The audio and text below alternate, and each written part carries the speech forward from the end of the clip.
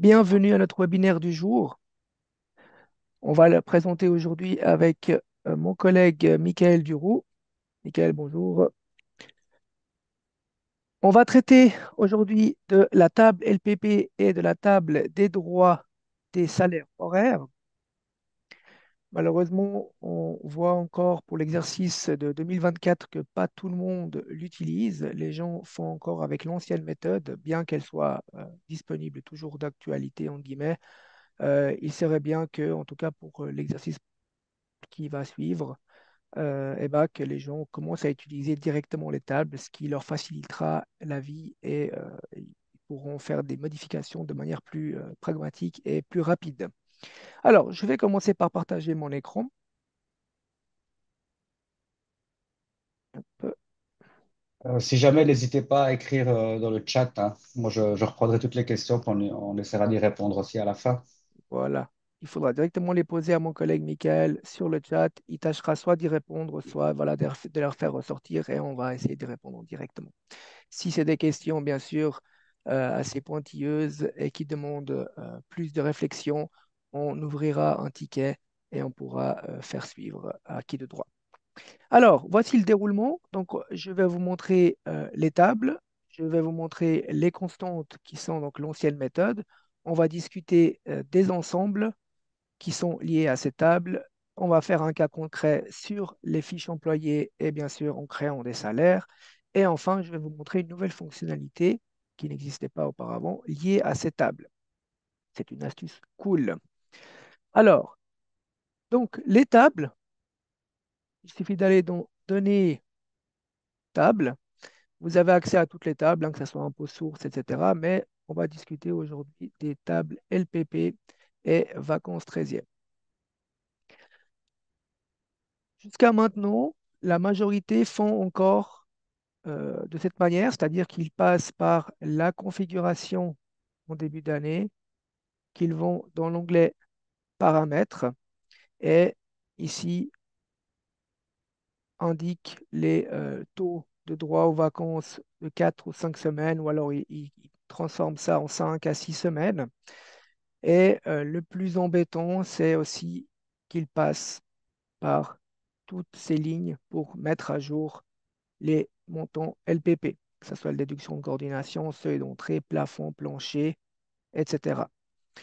Donc, il faudrait éviter à l'avenir de faire ça et passer directement depuis les tables. Ici, vous avez quelque chose de plus convivial qui ressemble à un Excel, hein, tableau. Vous avez la table des âges de 18 à 24 ans, 25 à 34, etc. Vous pouvez tout modifier. Si, par exemple, vous, ça ne change pas entre 25 et 64 ans, vous pouvez euh, faire ça sur une seule ligne ou alors avoir affiché le même taux ici. Donc ici, nous avons le taux global. Donc ici, 0,30, 8,4, 11,40, etc. que vous pouvez bien sûr modifier, hein, selon si vous êtes, si vous appartenez à une CCT, etc., qui a des taux spéciaux, vous pouvez. La même chose pour tout ce qui est montant, donc le seuil d'entrée, le plafond, la déduction de coordination, le plancher et surtout la répartition. Beaucoup d'entre vous nous ont contactés pour nous indiquer que vous avez une répartition 60-40 ou 70-30, etc. Eh ben, nous avions dû auparavant à chaque fois créer des genres de salaires, créer des ensembles, ce qui demandait une configuration de notre part et bien sûr du temps pris sur votre travail et bien entendu une facturation derrière. Donc, à partir de maintenant, vous savez que vous pouvez directement faire cette modification par vous-même en indiquant la répartition sur ce tableau de la table LPP. Attention, petite parenthèse, mais très importante, en début d'année, en début d'exercice, c'est de votre responsabilité de mettre à jour les montants et bien sûr les taux, hein, selon votre caisse, mais aussi les montants de répartition ici, le seuil d'entrée, le plafond, etc. Vous pouvez les retrouver directement sur Internet, hein. Il suffit de chercher, par exemple, comme moi, sur Google, chiffre clé LPP 2024, et vous avez les nouveaux montants qui apparaissent. Ensuite, vous n'avez qu'à les entrer dans la table LPP. Comme toutes les institutions, comme on fait pour les institutions, hein, que ce soit la maladie, accident, etc. Il faut le faire la même chose pour la table LPP. Donc voilà pour la table LPP. Ensuite, nous avons aussi la table VAC 13 OLI qui correspond aux vacances fériées et 13e. Donc ici, vous avez les vacances qui correspondent à 4 et 5 semaines. Vous avez les fériés et le 13e salaire. Si vous auriez ici les droits aux vacances qui jongleraient entre 5 et 6 semaines plutôt que 4 et 5, vous pouvez bien sûr venir modifier ici 13,04, 10,64 plutôt que 10,64, 8,33, etc. Et bien sûr, si c'est à chaque fois 5 semaines, vous pouvez mettre 10,64 partout.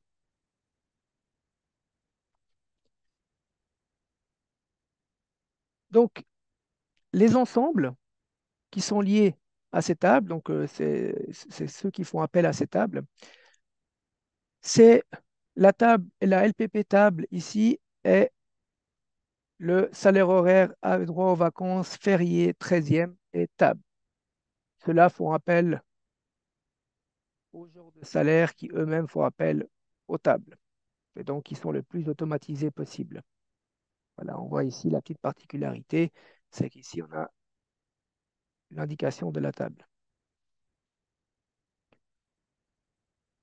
Donc, les fiches employées, si on prend un salaire horaire,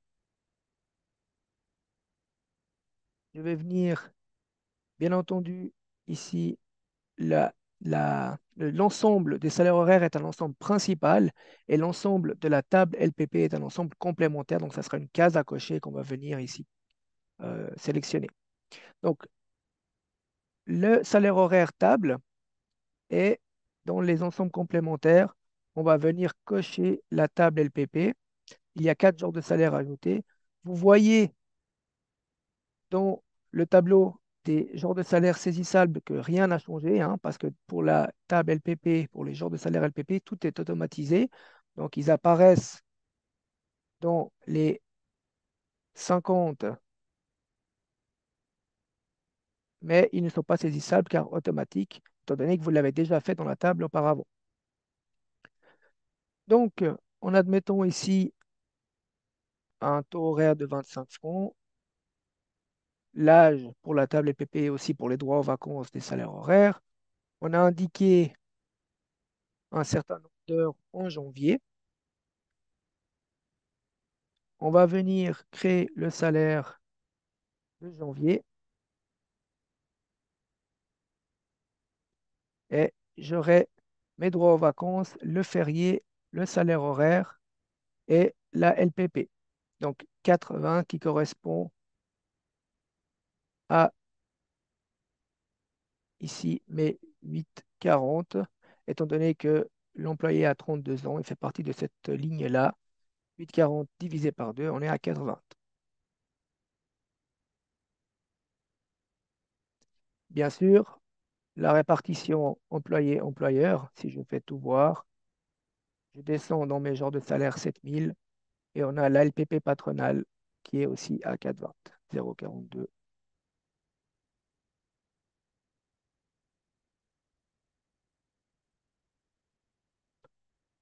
Si on prend l'exemple d'un mensuel,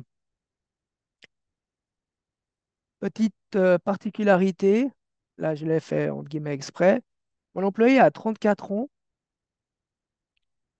mais il a son anniversaire le 31 décembre, donc le dernier jour de l'année. Donc cette année, en 2024, il aura 35 ans. Le calcul de- du salaire LPP se fait en fonction de l'âge de l'employé qu'il aura cette année, et non pas le mois ou le jour, etc. Donc, ce qui va se passer, c'est que là, mon employé, bon, il a un salaire mensuel en tant qu'ensemble principal. Il est aussi coché LPP table. On lui a mis un certain montant de salaire. Et lorsque je vais lui créer son salaire de janvier, on voit que le taux est à 5. 70, le taux LPP. Donc, à quoi ça correspond sur ma table LPP? On va regarder à quelle ligne cela correspond. On voit que il est sur la ligne des 35,44. Donc, étant donné que son anniversaire, c'est le 31 décembre et que le 31, il aura 35 ans, eh ben, il prend directement l'âge de l'année et il le passe sur l'employé. Donc 11,40 hein, divisé par 2, 5,70.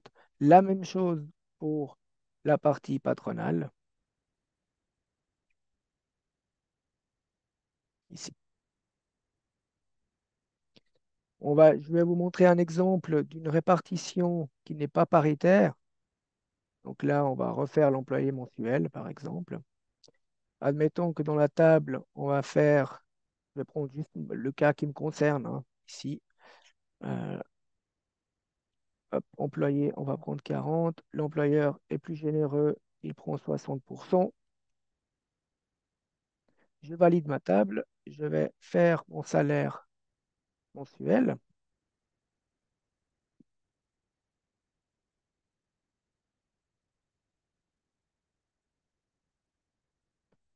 Ici, la répartition est amoindrie, le taux est amoindri. Et si je vais dans la partie employé, il est à 6,84. Donc la répartition, en fait, se fait automatiquement, hein. Il suffit juste de changer les taux. Bien sûr, la même chose pour la partie les employés horaires, etc.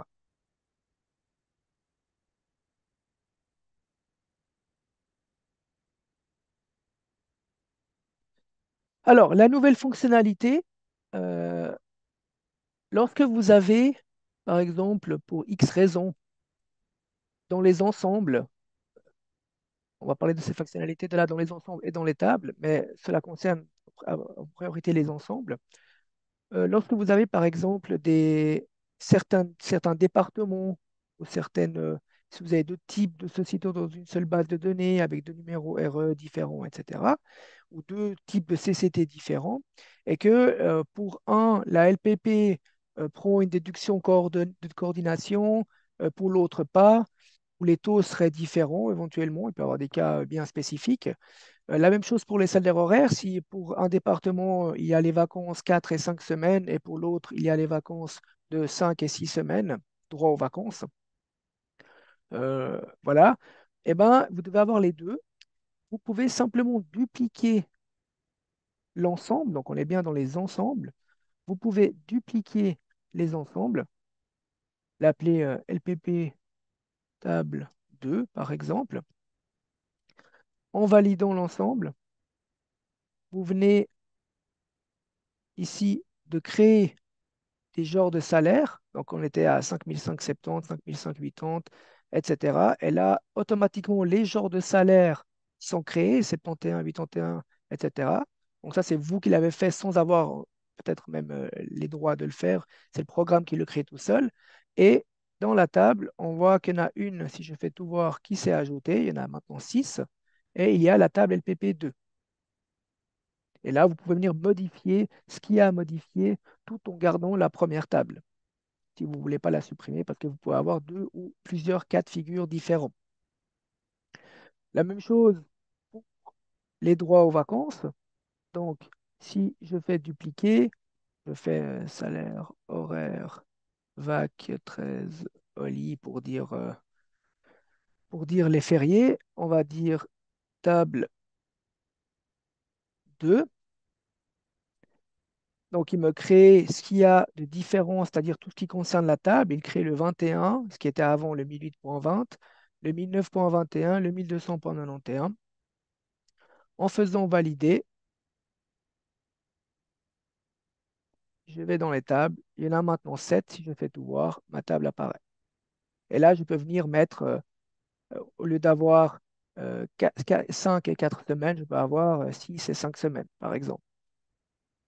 Comme ça, je peux différencier deux groupes d'employés sans pour autant supprimer une quelconque table ou la modifier directement, la table entre guillemets, principale. Et donc ça, c'est ça uniquement en venant dupliquer l'ensemble. Donc encore une fois, le programme crée tout seul les genres de salaire nécessaires, crée tout seul la table nécessaire qui est liée à cet ensemble. Donc ça, c'est une nouveauté qui est faite pour automatiser en fait toutes ces configurations et pour plus avoir à nous appeler, à avoir besoin de nous pour faire ce genre d'opération. Donc voilà. Je vous rappelle une petite nouveauté qui vous a peut-être été signalée en faisant la mise à jour, la dernière mise à jour en tout cas sur Office Maker Staff, c'est le communiqué. Ici, vous avez maintenant une enveloppe en vous indiquant le nombre de messages que vous avez reçus. Et là, ce sont des tests, hein, mais vous pourrez avoir des informations bien utiles, comme les vidéos des webinaires qui vont apparaître, comme les prochains webinaires qui seront bientôt d'actualité, etc., etc. Vous pouvez les marquer comme lus et après, ils n'apparaîtront plus.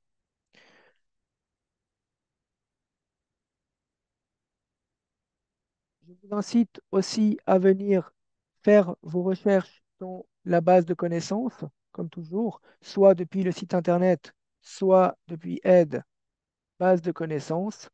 Vous pouvez venir poser vos questions. On le met constamment à jour. Il faut voir ça comme une FAQ en guillemets dynamique. Et bien sûr, à venir vous inscrire au prochain webinaire le mercredi 31 qui sera présenté par Monsieur Critin et Monsieur Duroux ici présents. Et vous avez aussi ceux du mois d'août. Donc le mois d'août sera aussi bien rempli. Voilà, voilà. Je vous laisse poser vos questions si ce n'est pas déjà fait.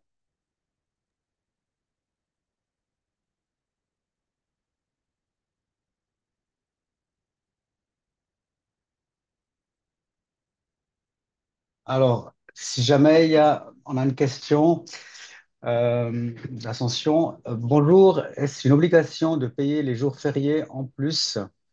Votre exemple de 2,27 aux Alors, employés à ouais, l'heure. pour toute obligation de payer des salaires, etc., il faut voir directement avec votre fiduciaire ou votre courtier.